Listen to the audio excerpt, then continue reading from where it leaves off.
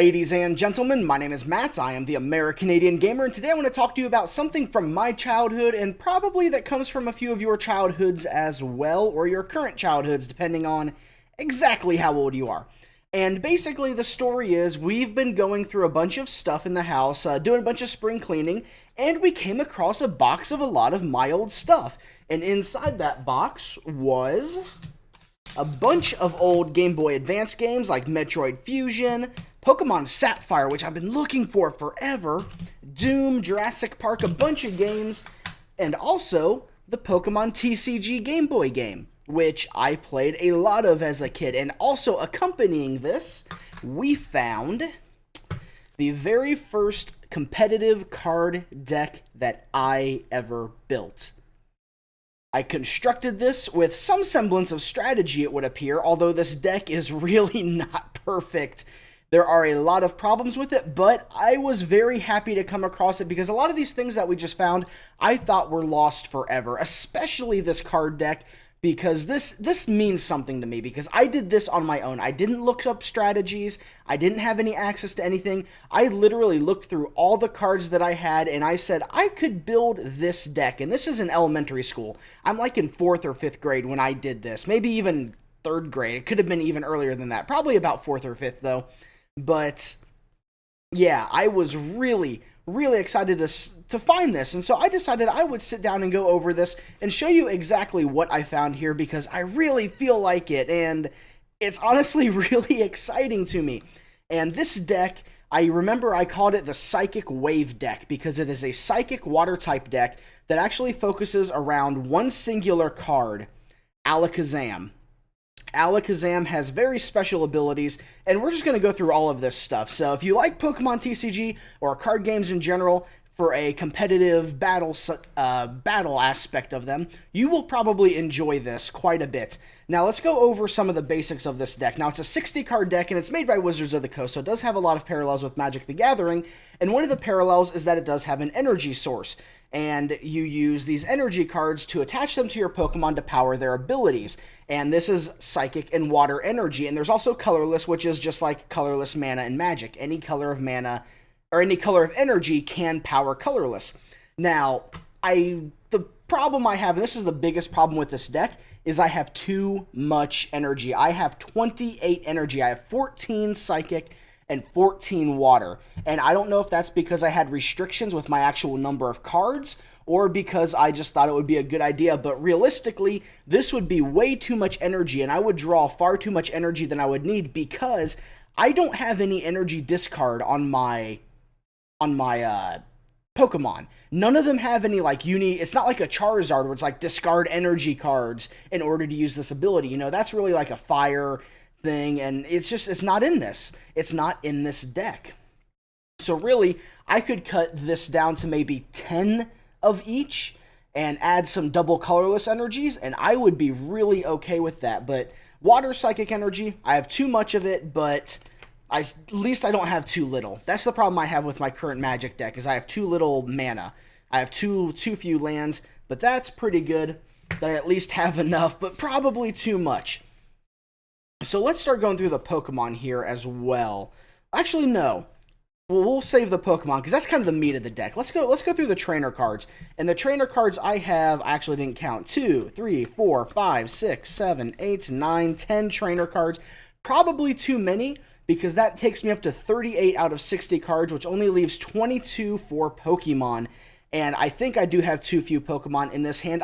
I didn't know anything about the card game when I was younger. The only thing I had access to was this Pokemon trading card Game Boy game. That's all I had access to learn about the Pokemon TCG, and that's really what I used to build these decks and really learn about the game, because I didn't have anybody to play the game against. I just didn't. I mean, there was definitely stuff going on. I actually believe there's a hobby shop in town where I do Friday Night Magic that I think actually might have used to do competitive Pokemon when I was younger, and if I'd known, I probably would have attended.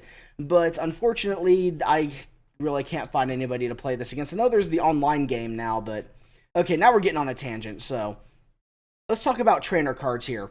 We'll go over the ones I don't need.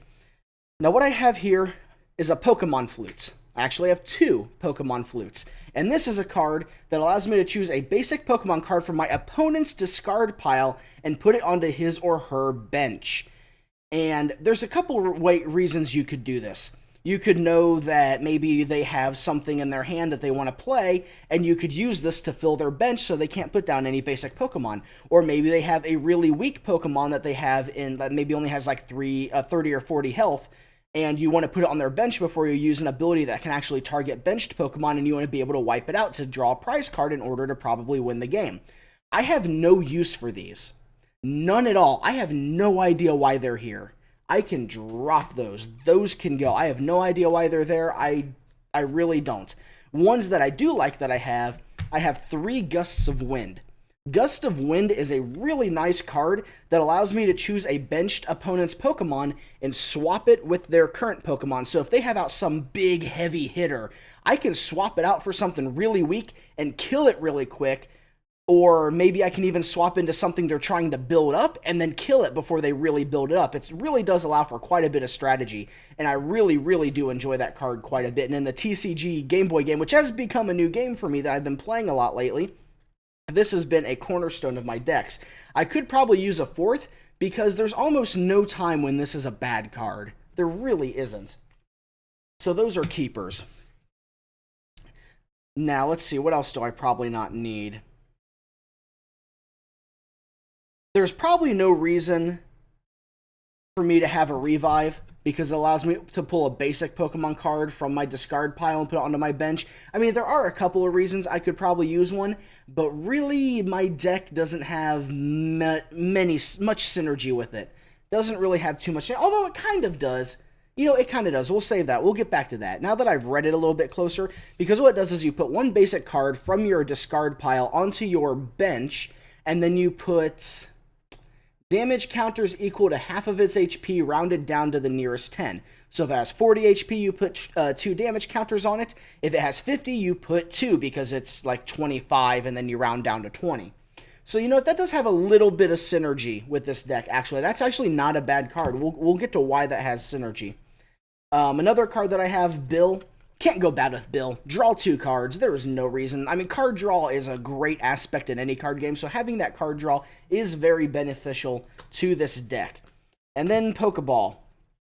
Pokeball is another one that I have, and it allows me to flip a coin, and if that's heads, I can search my deck for any basic Pokemon or evolution card, show that card to my opponent, put it in my hand, and shuffle the deck afterward. And the reason that's important is because, like I said, this revolves around Alakazam. I need Alakazam to really make this deck rock and roll. And that card, Pokeball, couples with the next one that I have, Pokemon Breeder.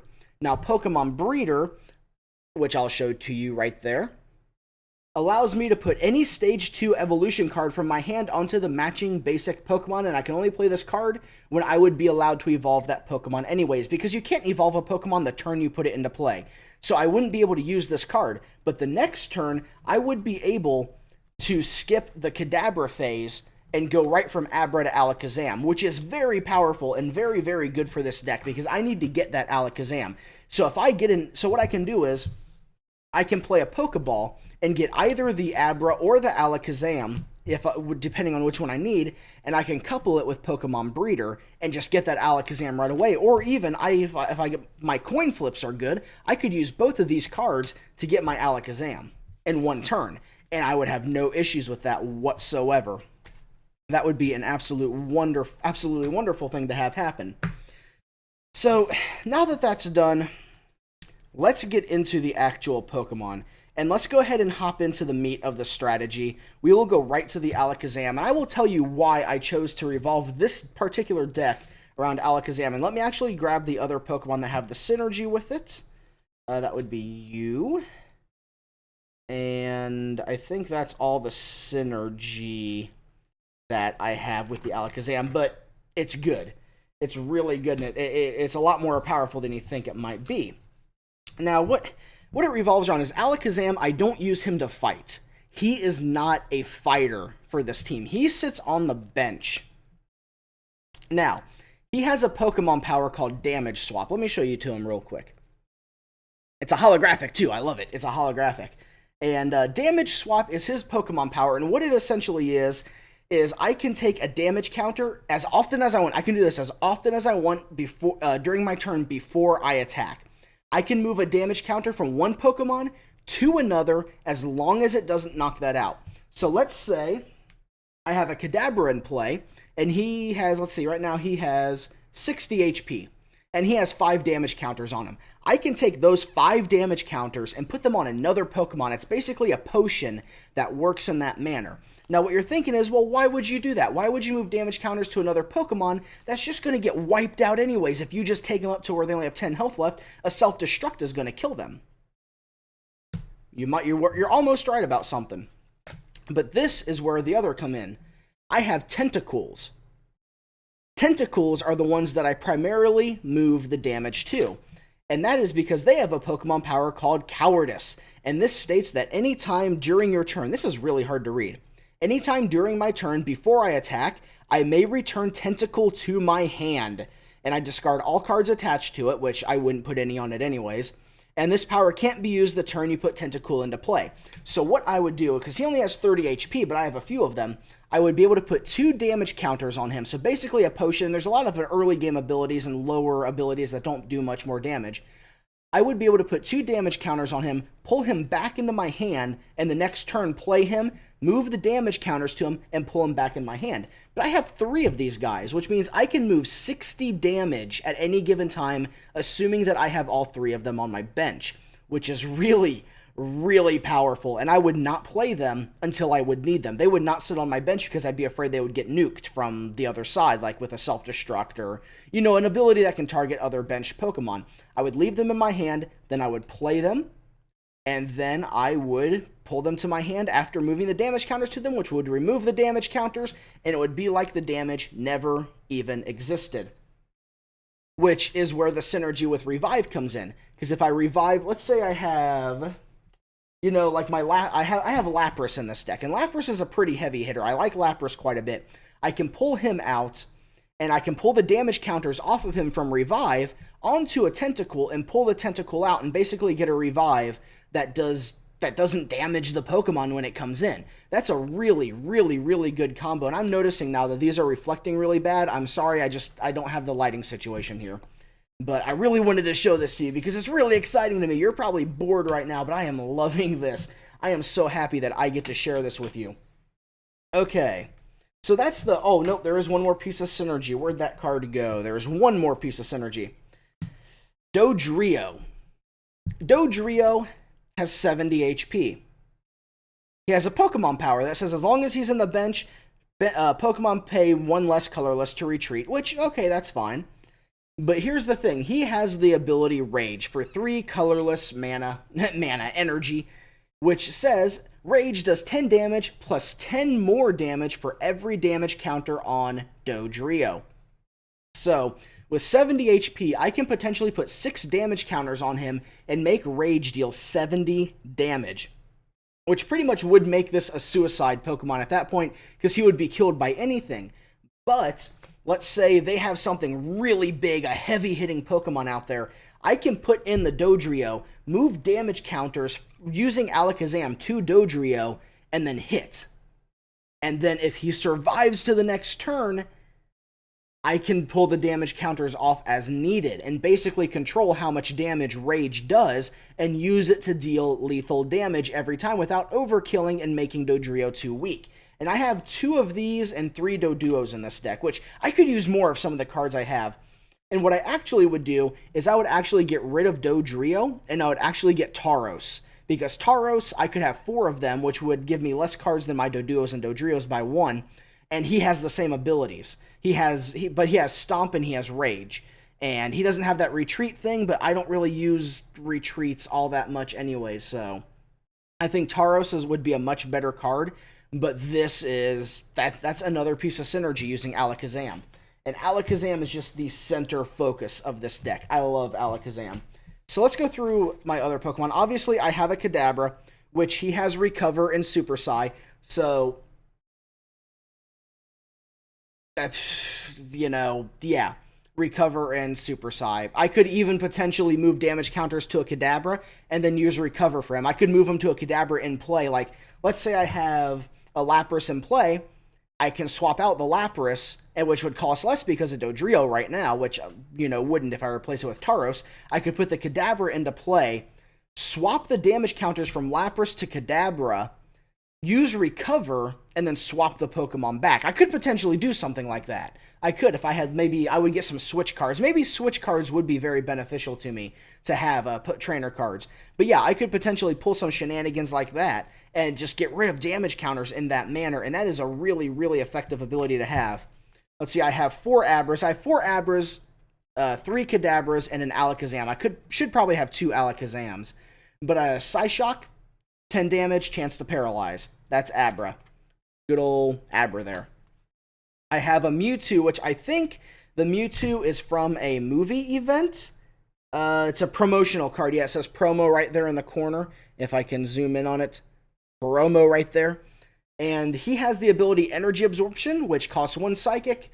And I can apply 2 energy cards to him from my discard pile. And then I can use Psyburn for 40 damage. So basically, I can put him in, use his ability, get 2 more energy on him, and then the next turn, I could hit for 40 damage, and then at the beginning of that turn, I could also move the damage counters off of him using Alakazam, assuming I have an Alakazam out there. My next cards are a Seal and Dugong, which Seal, right here, just has a 10 damage Headbutt for 1 water, and Dugong has an Aurora Beam for 50, and an Ice Beam that will deal 30, but has a chance to paralyze.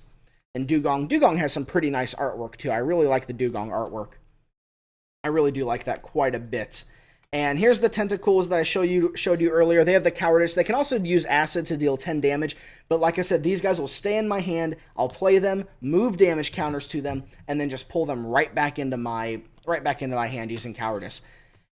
And here's another of my, my main heavy hitter, my main competitive Pokemon is Lapras. This one's holographic as well. Isn't that pretty? You can see all the little stars shining and stuff. Lapras has Confuse Ray, which can confuse the enemy Pokemon, but he also has Water Gun, which will deal 10 damage plus 10 more for every water energy on Lapras.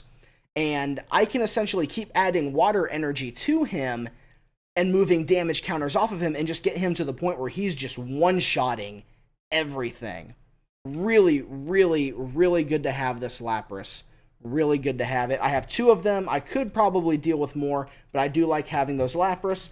And the other cards that I have were the Dodrios and the Doduos. The Duos just have a 2 coin flip, 10 damage times flip for heads, Fury attack, but still some pretty cool artwork. Did I show you Dodrio? There's Dodrio.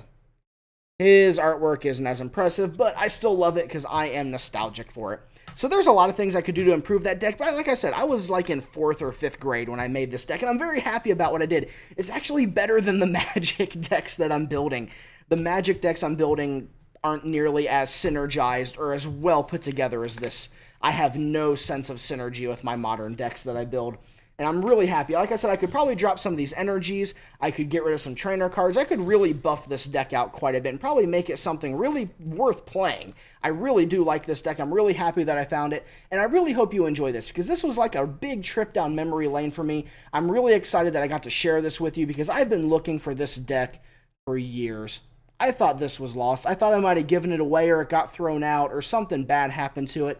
And it was right in a box in a plastic container that kept it in ship shape. So I hope you enjoyed this video. I'm going to get out of here because it is late. It is late. It is 10:15. I got to still edit this and get this up for tomorrow. So, as always, ladies and gentlemen, thank you so much for watching. My name is Matt, and I'll see you next time.